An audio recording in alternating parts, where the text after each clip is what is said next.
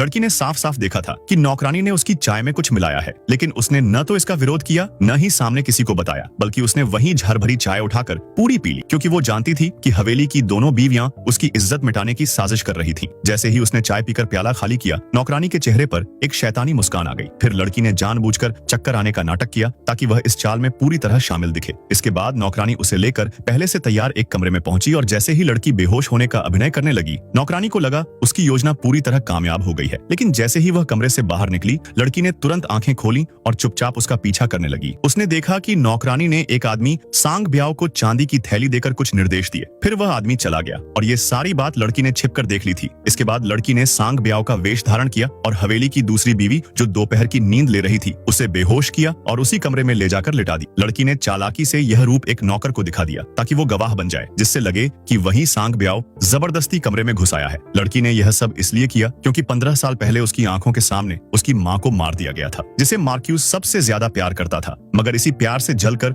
दोनों बीवियों ने एक साजिश रची और अपने नौकरों से उसकी मां को गला दबाकर मार डाला। फिर उस हत्या को ऐसा रूप दिया जिससे लगे जैसे कोई हादसा हुआ हो। लेकिन तब छोटी सी लड़की अलमारी में छिपी सब कुछ देख रही थी। उसके बाद वह लड़की गांव में अपनी मां के पुराने घर में 15 साल तक अकेले रही और हर दिन बदले की आग में जलती रही। आखिरकार वो दिन आ ही गया जब बड़ी बीवी ने अपनी बेटी की जगह उसे जनरल हाउस में भेजने का निर्णय लिया और उसे लिवाने के लिए उन्हीं 2 नौकरानियों को भेजा जिन्होंने उसकी मां की जान ली थी। लड़की ने चेहरे पर कोई भाव नहीं आने दिया और बोली, जब तक आप दोनों साथ हैं मुझे रास्ते की कोई चिंता नहीं। वे दोनों आश्वस्त थीं कि लड़की को कुछ नहीं पता, लेकिन लड़की ने अपनी मां की दी हुई हेयर पिन पहनकर संकेत दिया कि उसका बदला अब शुरू हो चुका है। जैसे ही वह हवेली पहुंची, दोनों बीवियों ने स्वागत किया, मगर लड़की ने शालीनता से झुककर नम्रता दिखाई। एक बीवी बोली, इतने सालों बाद तुम्हें देखकर पहचानना मुश्किल हो रहा है। लड़की ने जवाब दिया, आप दोनों तो बिल्कुल नहीं बदली। फिर उसे उसी कमरे में रखा गया जहां कभी उसकी मां रहा करती थी। कमरे की हालत देखकर वह समझ गई कि उसे कभी अपनाया नहीं जाएगा और उसके लिए जो नौकरानी रखी गई है वो महज एक जासूस है। मगर लड़की ने उसे ही अपनी चालों का औजार बनाया। उसने हवेली के बहाने से घूमने का नाटक किया और सीधा जा पहुंची उन नौकरानियों के कमरे में।